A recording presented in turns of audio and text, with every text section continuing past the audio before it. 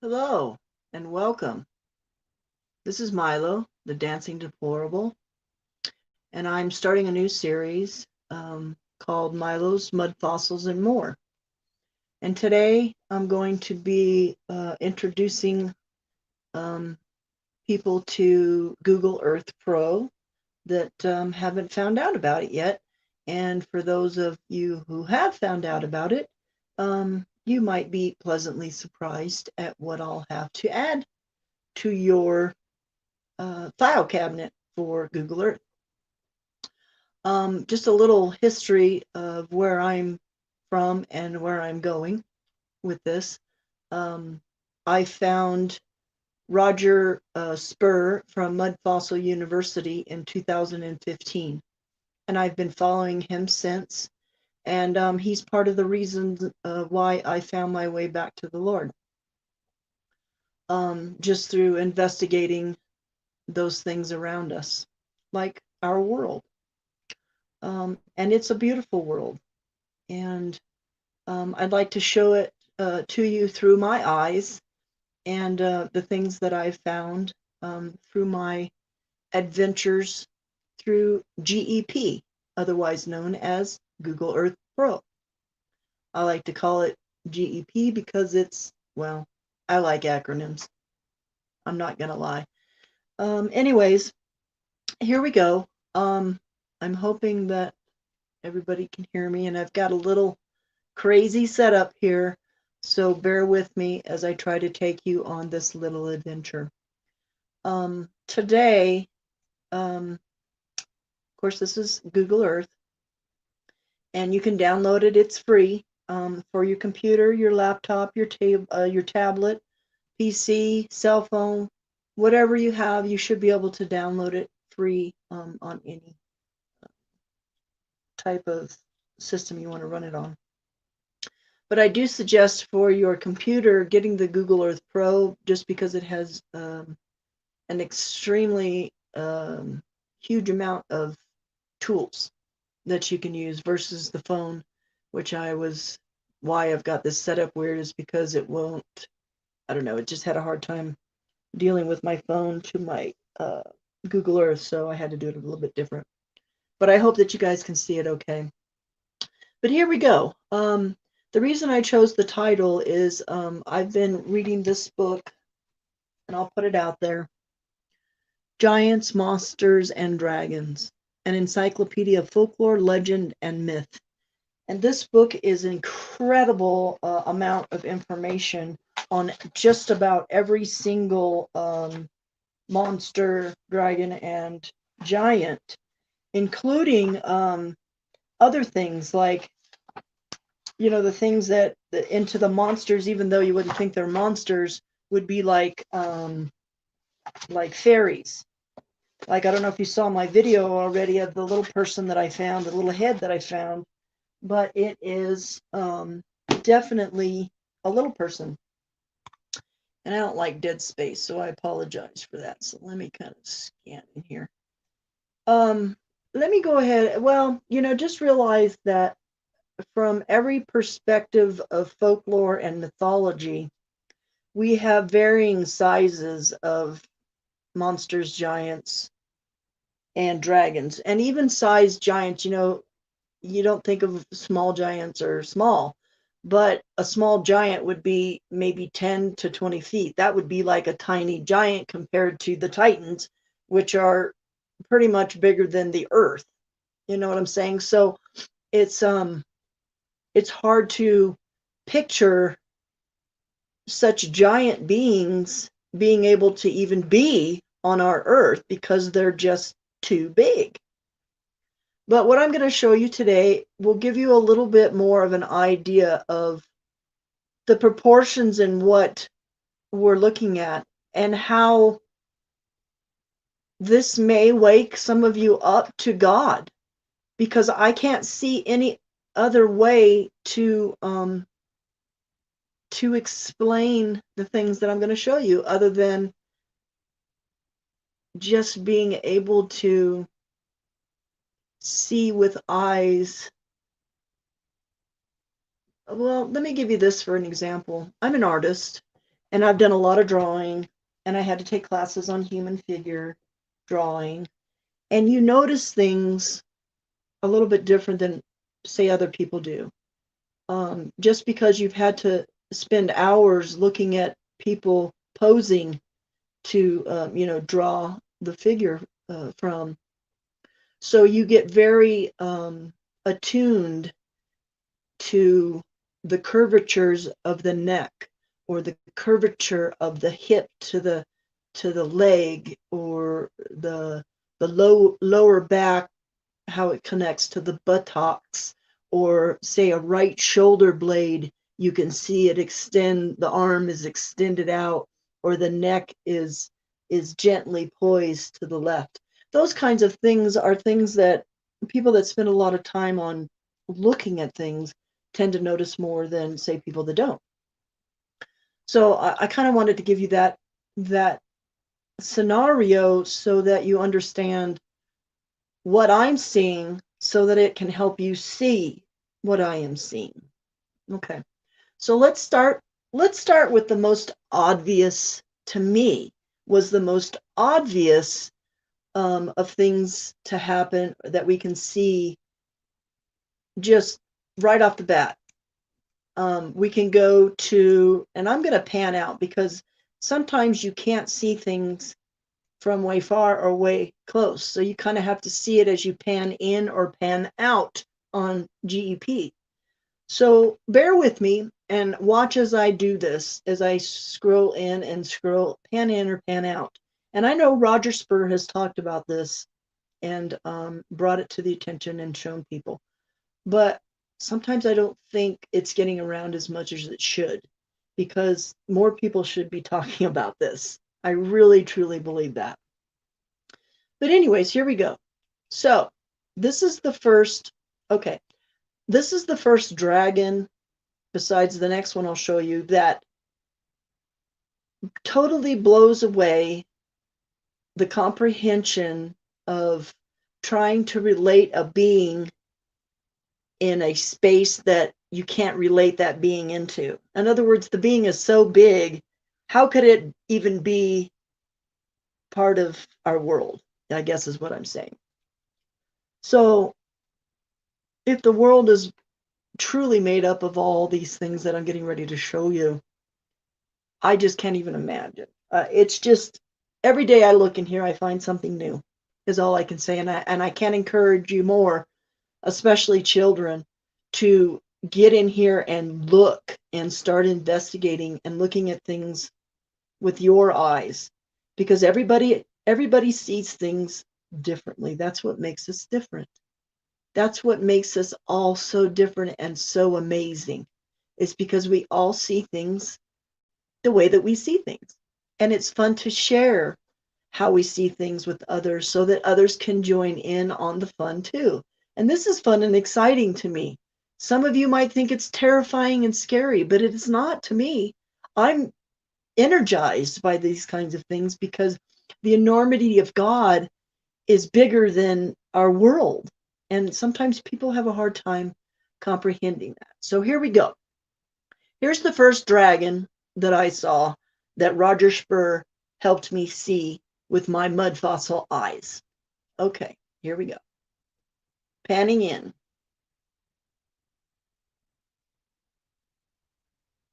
Do you see it? Do you see it? Here's an eye. And the point of the eye is like right there. See it? And then it circles around. And then right over here, you can kind of see the part of the other eye. And you can see the eyebrow. See the eyebrow. Okay, and then see how the nose slopes down here?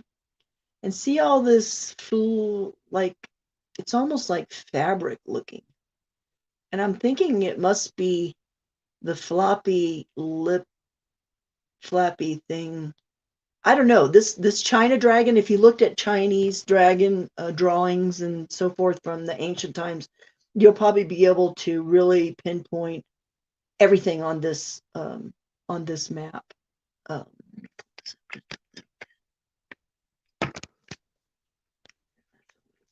Okay. Um, but here's like the front of the mouth, and there's the nose, and then there's the like the slope up the nose, the eyes, and then up here is a horn. Up there's the horn. And then that's the right cheek, that whole sloping curve right there, which I'd like to go in, and I haven't investigated that. I'd like to know what that is because it's huge and it goes from one part of the continent to the other. But let's go in closer, and I'm going to show you some things that you can pinpoint a little bit more validity to this information.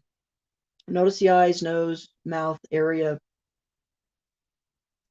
mostly in that area. But if you'll notice these things, like they're almost like, uh, I would say feathers, but they look like feathers, but more than likely they're whiskers, especially down here. And Roger's pointed this out on a lot of his videos as well. But as we go in closer, you're going to see them much more clear. I don't even know if I'm saying that right. But as we go in, look at the. Now there's certain things about geology and biology that you can't cross over those because there's too much well, that's even hard to say.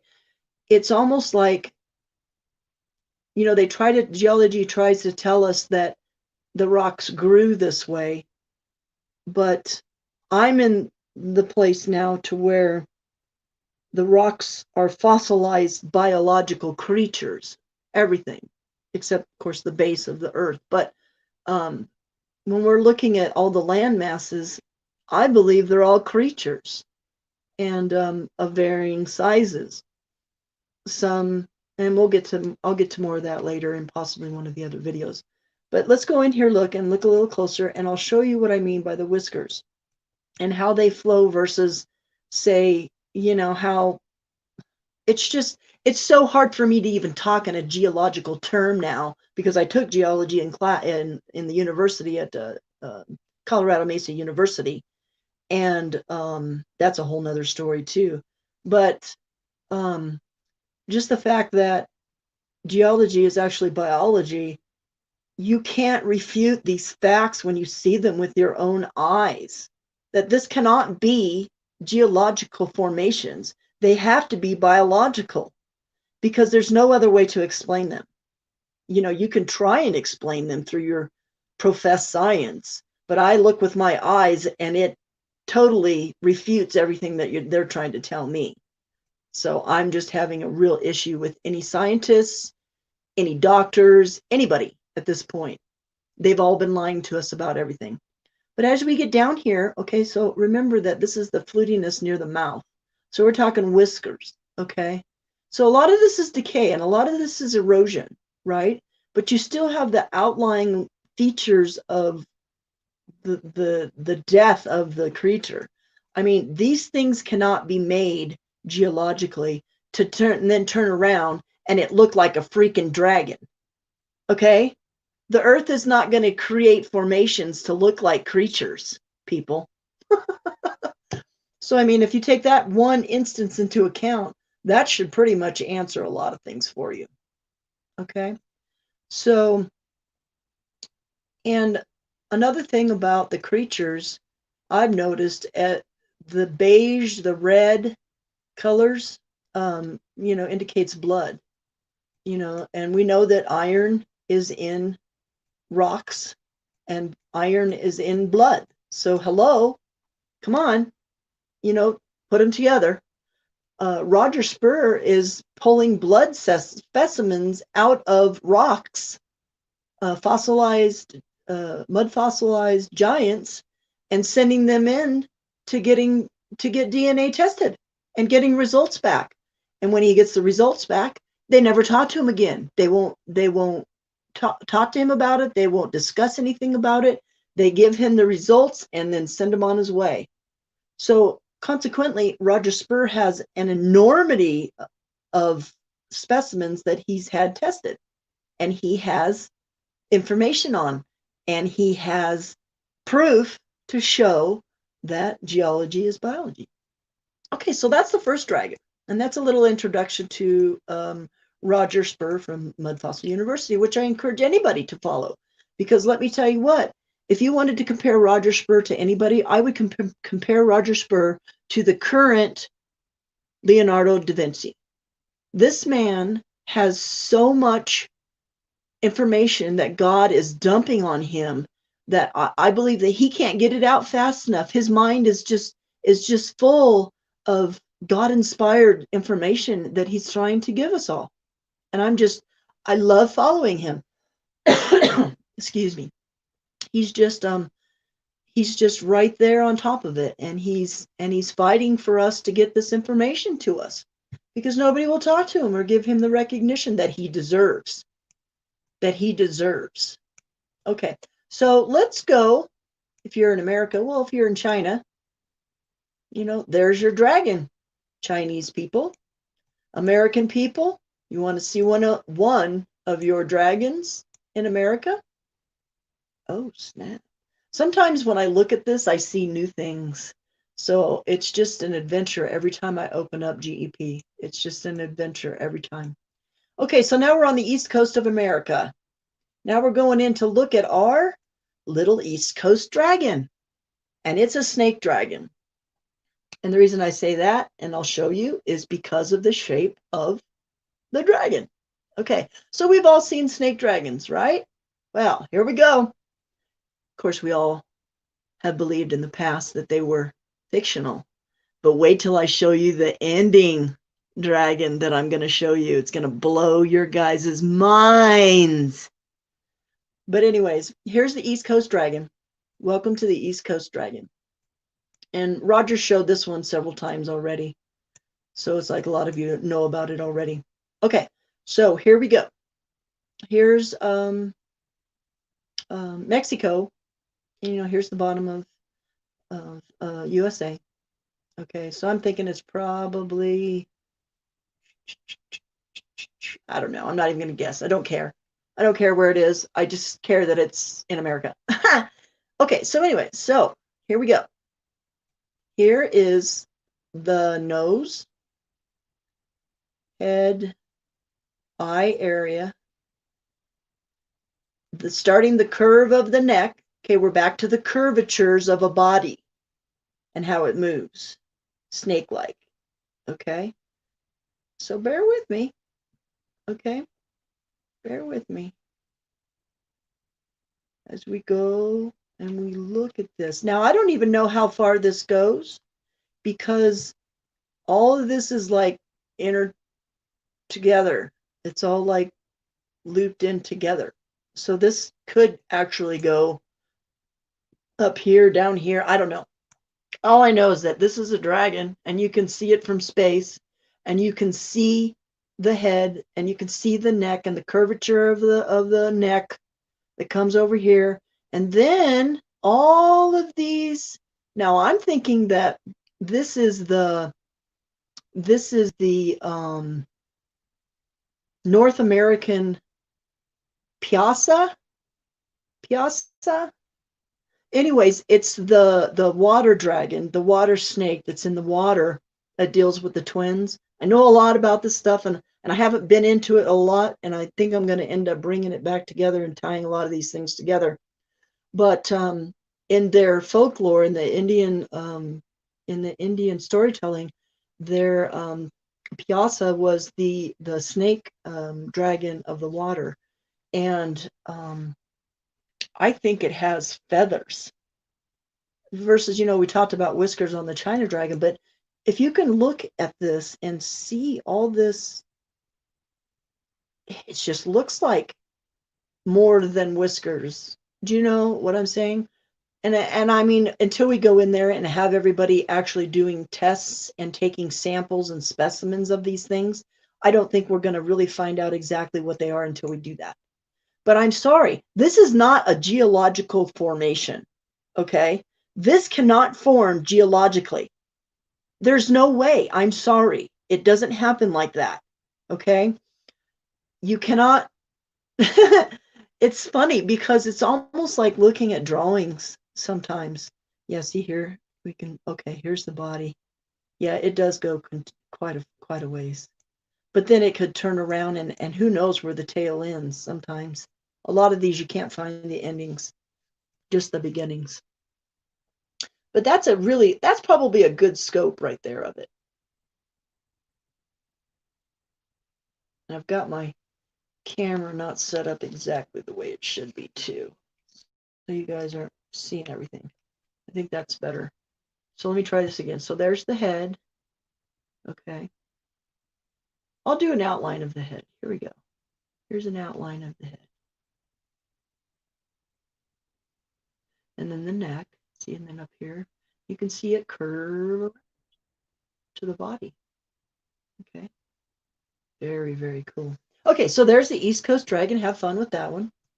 Okay, so let me show you what I found. Actually, my son, Cameron, found the phoenix bird in the North American storytelling as well. This is the giant bird in the North American Indian storytelling. Okay, so here we go on this one. And this one, it might take a little bit for you to see it, but bear with me. I need to close that off. Okay, so you can just see this. Okay, Phoenix, Arizona is where the pin is. Okay, and I can see that the color is much different on the phone screen than it is on the Google Earth. So I encourage you to look at this on your own and try and see it with your own eyes. Okay, so giant bird, giant phoenix bird of the Native Americans is right here. Okay, so I'm going to show you the head and the top of the wings, and then I'll show you the body and the bottom of the wings. Okay, so first of all, here's the head right here. Now look at it as we go in closer. And you can see the beak on the top and the beak on the bottom and where the eye should be. Okay, and the mouth is open and it looks like it's screeching. Okay, so that's what I'm seeing. So here's the bottom of the beak, here's the top of the beak, here's the eye, and here's the neck. Here's the top of the left wing here, and here's the top of the right wing here. Okay, so let's pan out again, move it over, and we're going to pan in again.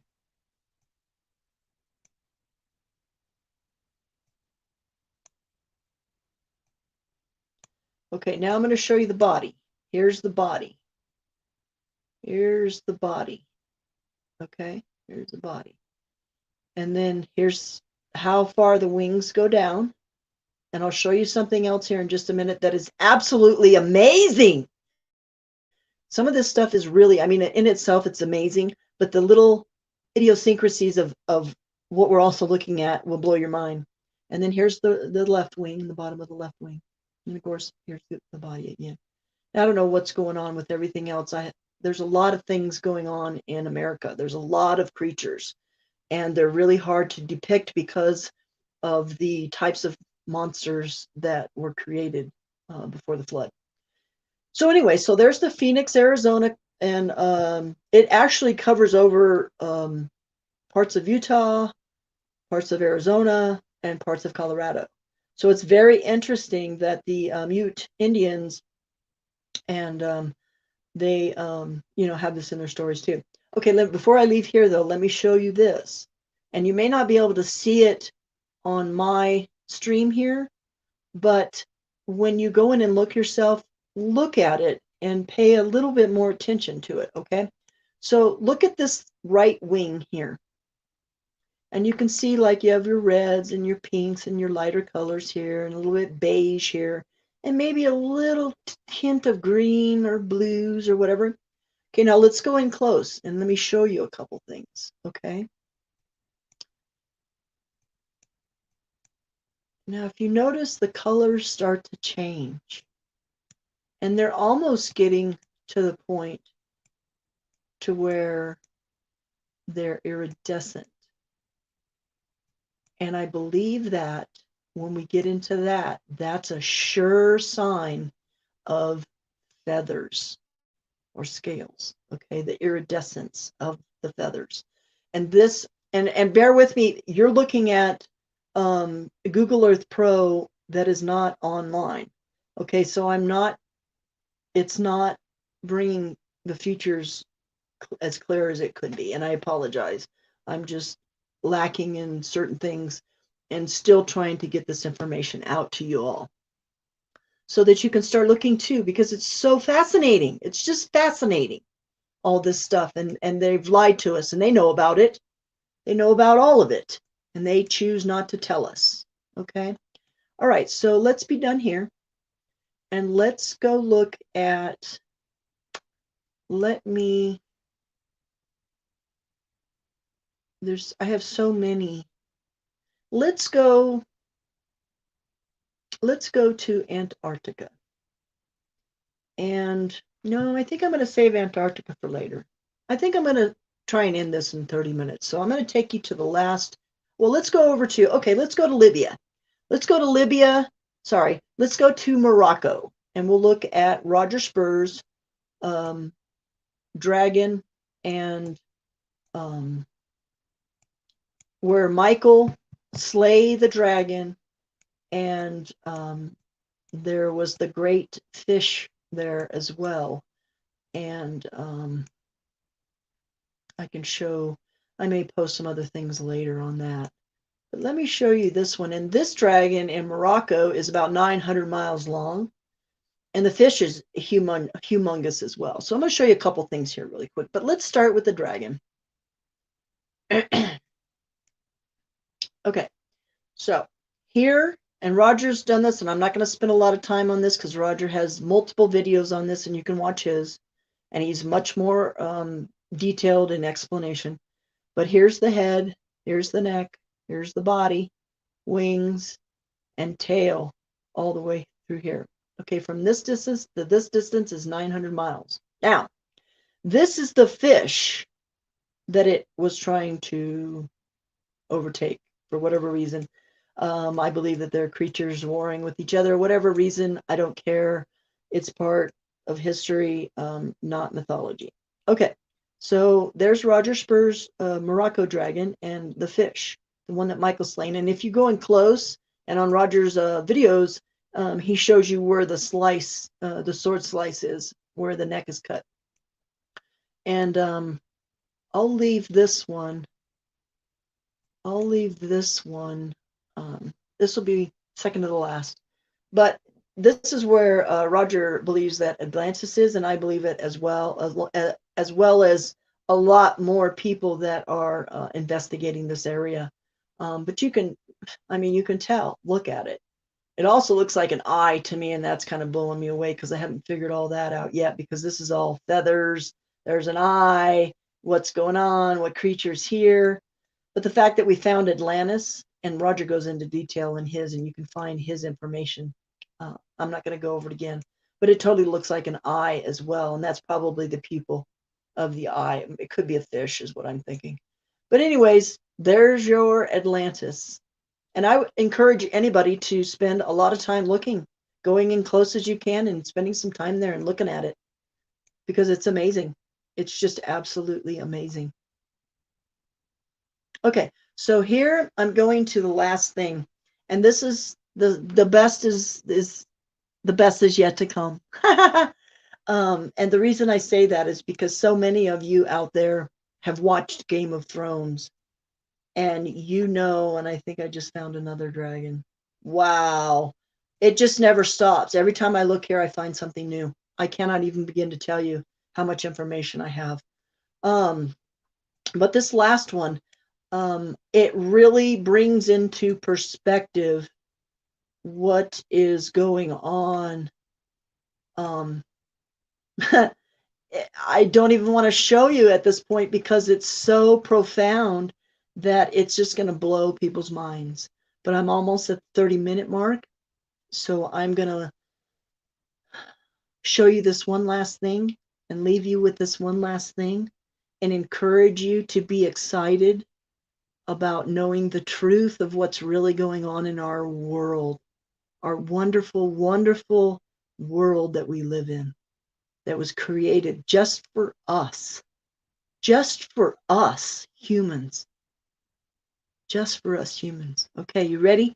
Are you ready for the Game of Thrones dragon and see possibly where they got their, I just can't even begin to tell you how super excited I was when I saw this. And it was interesting too, because how I saw this was because of another image that was taken of this, but it was like it turned into it was like shown the negatives of the slide. It was shown the negative, and the negative is what brought out what I see now. And I'm getting ready to show you. So here we go. Are you ready? Welcome to GOT Dragon. But this one is bigger and badder than GOT could ever even imagine. Okay, here we go. Now I'm going to go a little further out because you almost have to see it all the way out and then come in. Okay, so what we're looking at here, just to give you a kind of brief thing, let's look. Okay, there is South America, which also, this is Antarctica. And did you know that those two were once connected? Very interesting. Okay, so let's go back to the side view. Now, imagine this. At Antarctica, okay, look at the shape. Shoo. Look at the shape of South America. Shoo. Okay. Now think of them as outstretched dragon wings. Okay. Outstretched dragon wings. And now we're going to pan in. And I want you to think about this. Think about if you saw a dragon flying straight at you, how it would look, how the wings would look, how the body would look, how the head would look if it was coming towards you. And I know that a lot of you have seen those digital videos of the dragons on GOT. Okay, so imagine one flying in at you. Imagine one flying in at you, and I'm really trying to keep this. Turn on this light, might be better. No, that's not better. Okay, here we go. So imagine wing, head, and the head is facing down towards Africa. Okay, head is facing down towards Africa. Okay, so here we go. We're coming in. He's flying in. Wing, head, body, legs. Okay, come in closer. Here we go. Closer. Snake head, dragon head, total shape. Okay.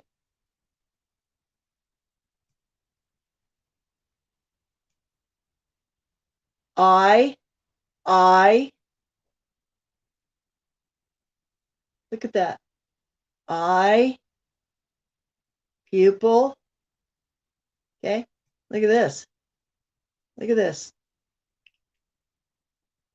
Now, don't know if it's teeth. Don't know if it's nostrils.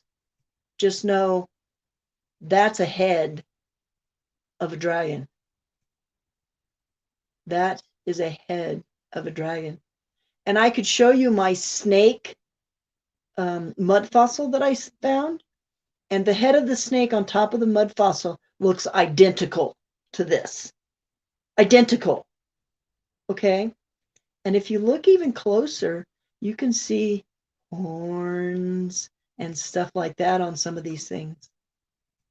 And even on some of the other things, you can also notice skin textures. So I'm going to leave you with that to have fun with. Um, it's an incredible thing that our world is made up of creatures that are bigger than our world. So join me again. I hope you've liked this broadcast and join me again. I have much more to share. I can't even begin to tell you all the things that I found in Antarctica. And one of my other series will be coming up, will be called Battle for Antarctica. So join me again. I'd love to have you, and I'd love to have any comments from anybody. Um, Thank you for your time, and join me again. Have a blessed day, and Happy New Year, everyone. We're getting closer to knowing the truth of everything, and I encourage you to spend a little time on Google Earth Pro. Blessings, everyone.